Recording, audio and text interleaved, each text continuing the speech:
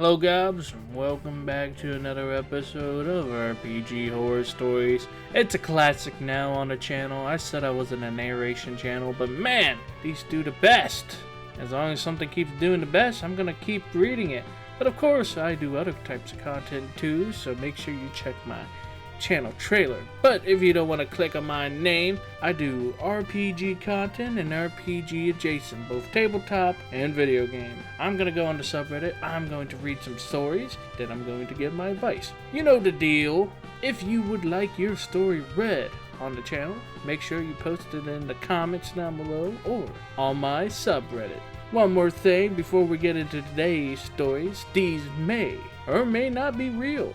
That is up for you to decide. But even if they're not, they're great scenarios upon which to give advice.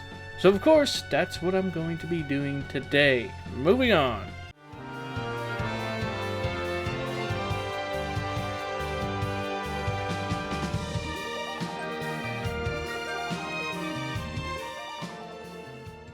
Our first story comes from GMing Anonymous.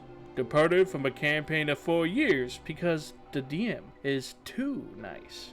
Background. I hadn't really gotten into D&D until COVID lockdown because I decided to listen to some campaigns. My buddy on Discord has been running a homebrew campaign since 2018 and I wanted to be a part of it. I hopped into the game in the summer of 2020 and with my addition it was a party of 6 players.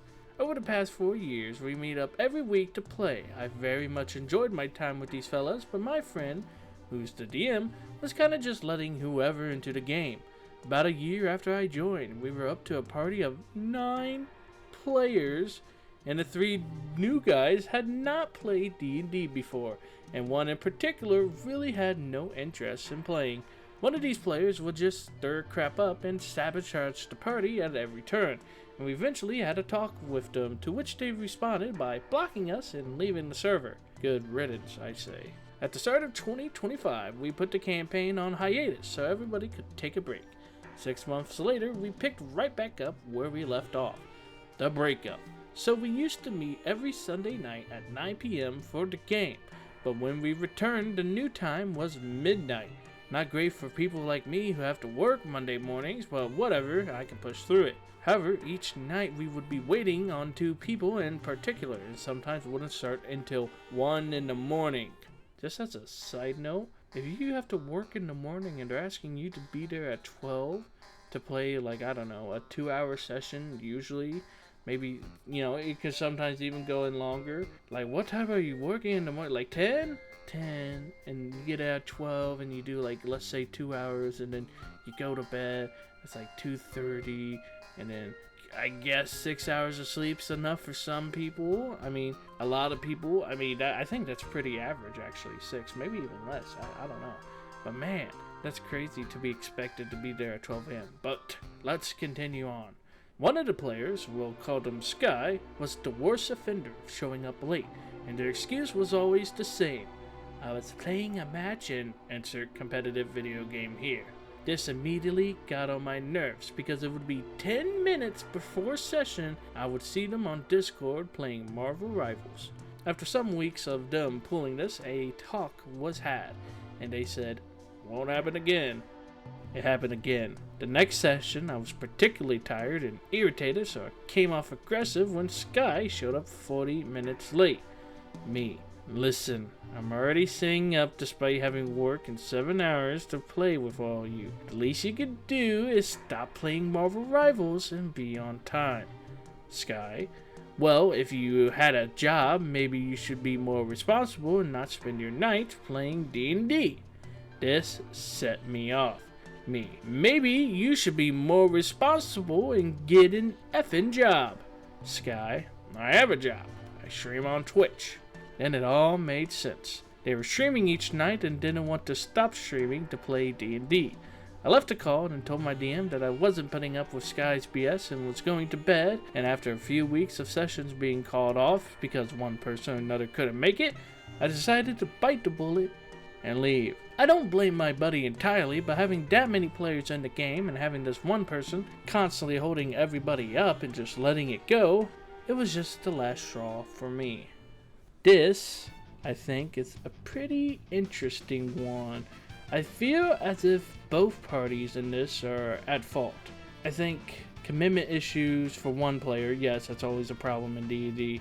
I mean, it's up to them entirely. If they're just going to consistently show up 40 minutes to an hour late, then yeah, they need to be booted because they're wasting everybody else's time for being there. But in the same boat, I get it. You want to be there for your friend and you want to be there to play D&D.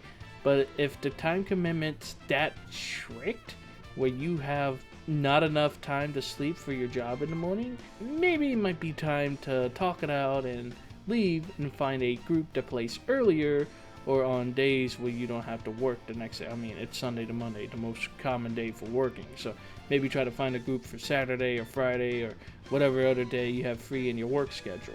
You should really focus on you. Life stuff is more important than D&D stuff, in my opinion. And then going off on them, I mean, streaming on Twitch can be a job for some people. When it comes to content creation, I won't say it's the hardest, but there's still a lot of effort for most people that stream that I know that goes into streaming. A lot of people, I guess, can just set up and stream willy-nilly, but then there's a lot of people that put in a lot of effort. That's why I don't do it, because anytime I mess up, I won't be able to cut it out. I guess that's the beauty of streaming. I personally don't want to sit down and watch anybody streaming, but that's not the case of the story. The case of the story is this person kept showing up late because they wanted to stream rather than playing D&D, so if they're not that interested, that player should also leave. Is it the DM being too nice? Maybe, but it should be more that the players all speak up. Since you have 9 players or 8 players, as they said 9, but I think they said 1 leave, so however many players above 4, if everybody was having an issue, you should speak up about it. And then if it turns out you're like the only one with the issues, then maybe you should leave. I'm just saying, can't really expect the majority of people who are okay with showing up at that time to leave. Now, I'm not putting blame on the OP, I guess I am, but you know what I mean. I feel as if both sides here are kind of somewhat in the wrong. But that's my fence post opinion. So we are going to take this and move it on to our next story. Our next story comes from Skredil the Ogre? Skredlift Ogre? Maybe that's it? Regardless, that's who it comes from. I shoot the dragon in the eye. So, back in 1996, gosh, I'm old, I stumbled into a GURPS, Super Games, with a coworker. He was the GM, had brought books to work so he could write more in his campaign. I asked about the books, he explained, and asked if I wanted to join. As I was new to the area and had a chance to make a friend, I said yes. I make the most mid-GURPS character ever, but ended up being the vassal for Cthulhu. Probably never confirmed by the GM, by marrying a succubus. One power I got from this was super flight, which meant I could fly faster than sound. Setting: modern day. The Greek gods are real, and we, the PCs, work for Athena. Our base is a ship that's all mibbed out with gadgets and equipment and everything. Our ship and its AI was called the Minerva. I'm always worried about saying stuff right, but it sounds right to me. We started out with 5 players, but one got called to active military duty, RIP, and another left due to life stuff. Lots of shenanigans happened in game, and the rest of us managed to run as a group for another year before this story happened. See, the GM and the problem player were roommates. Apparently there were some issues going on behind the scenes that neither I nor player 3 were aware of. But there was some unspoken tension between the two for several sessions leading up to this. I fly PP. I'm just gonna say problem player, okay? I'm a fan for nicknames, but this one, no, I'm just gonna say problem player. I fly problem player over to this unmapped island in the Mediterranean, where we know we're supposed to get information about our next mission. We make our way into a cave, and at the back of it, we find an enormous dragon, so big that its eyes are taller than we are. I am properly deferential, while proud player starts cracking jokes.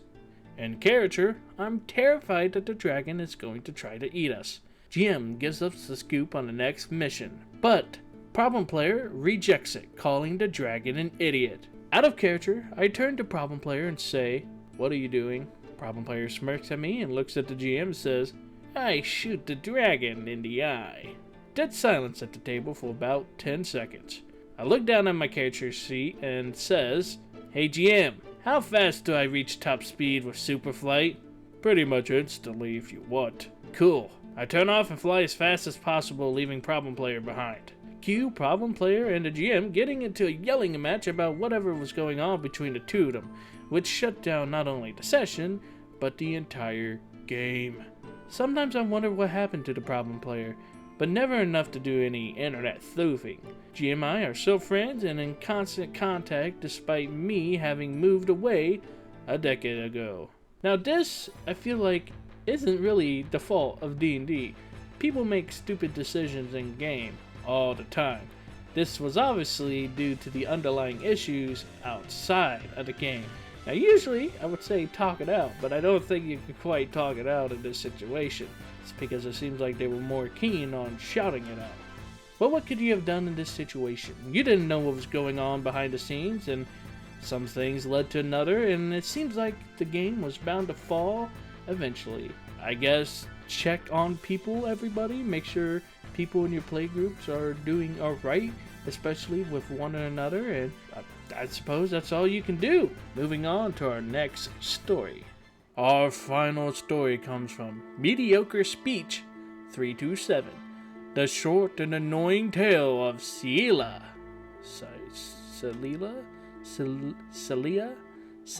Hudson. Hello, I am a longtime GM who homebrews almost everything. As such, I have a wide variety of settings and campaigns. This is my most recent horror story and therefore the best icebreaker for you lovely folks. And I do apologize for how this may or may not be formatted. I often don't venture onto Reddit, and I also should mention that my group plays digitally. Firstly, let's get our introduction out of the way. There is only one relevant character here, Celia. Why do I keep saying it's Celia? Celia! Changed the name, of course. A very quick refresh. This was our third session since session 0, but only the first since session 0 she had bothered to show up to my low fantasy Wild West campaign. My intrepid little band of outlaws has stepped into a bar for a splash of whiskeys on their gullets, as one does, and immediately Celia says, What does the bartender look like? I say, he's about average in appearance, but has blonde hair and blue eyes. She responds, I want a well seduction. I respond, okay, what do you do and or say? I'm not against romance or anything, as long as they don't get freaky with me. She makes her response. I put my hand on his and looked into his brown eyes, then run my hand through his brown floppy hair. Then I say, why don't you and I go upstairs and have some fun? If you recall blue eyes and blonde hair being mentioned, congratulations. Me too. But do you know who does have brown eye and floppy brown hair? Me, the guy writing this. So I calmly correct her. She makes her roll. She has a -2 to charisma and makes a graceful 3 on the roll. I, as an NPC, respond, thank you, but no thanks, miss. I'm a happily married man. She of course responds to this with, I draw my gun and shoot him in the face. Okay then, roll dexterity for the draw. 13. The bartender sees you go for your gun, and just before you clear a letter, the hot sting of a bullet meets your guts. You collapse to the floor. The other party members drag her to the doctors and return to the bar. Inside the doctors, is the doctor hot? No, he's a old brittle man. After he's done patching me up, I want to stab him with a scalpel. Roll dex. 4. He, without a word, throws you from the office outside. She then kills the party hearse as disarmed by another party member, as well as shot again, enters the local gunsmith with intent of purchasing a new pistol. While inspecting a revolver, she drops, I turned the gun on the gunsmith. Aside from me, you pull the trigger and hear the subsequent sound of a hammer clicking down on the gun. However, no boom, no shot rings out. The gunsmith says to her, why would I hand a loaded gun to you? She's then shot in the head and dies. Your body falls lifeless to the ground, not even a name to remember you by. She cuts me off. My name? This is effing BS, and you are terrible at being a DM. This is so unfair, and not how her boyfriend's name ran his campaign at all. You're obviously picking favorites, and this is so effing stupid, you effing idiot. This goes on for several minutes. She then goes silent. We continue playing, and after a series of long sighs, she leaves the call. That, dear reader, concludes my annoying tale. I have plenty more, a few which involve this same player. So, farewell and goodbye. There's more? You decided to keep playing with this person? After all that, maybe this is the final time, guys. Maybe all the other stories was before this. But if you kept playing with this player after, I think you have a, well, I guess they're kind of just like everybody else, especially you, watcher, wanting to see how far a depraved person is willing to go. Well, not depraved, but something along those sorts. It was just a murder hobo who just wanted to have their things go their way. This sounds almost a bit too on the nose, maybe a bit fake, may I say. But regardless, if you have a player like this, well, I get wanting the players to have agency, but if they're actively disrupting the game and no one's having fun, then you should talk to them or boot them. Especially if you're going to call them annoying a whole bunch. And if they blow up on you, I mean, why would you keep playing with them? But I guess it is online, so you can always just kick them, mute them, ban them, whatever you want to do to them in your own server. So there's that. That's the beauty of playing online. It's the ability to disappear at a moment's notice. Or sometimes you hope you can disappear at a moment's notice. Sometimes, a lot of people don't get that luxury. But what do you guys think? It was pretty fun to read. I will say that. That was a fun story. Maybe not the characters themselves, but that was fun. So, if you guys thought it was fun, let me know in the comments below.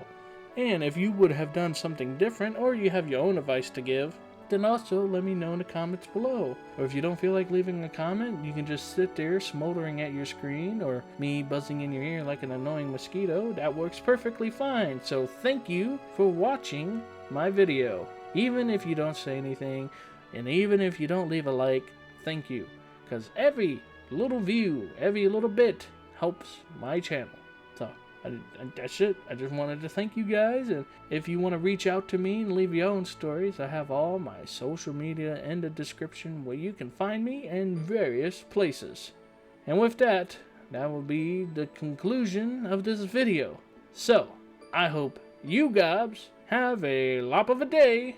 May your adventures be free from annoying people.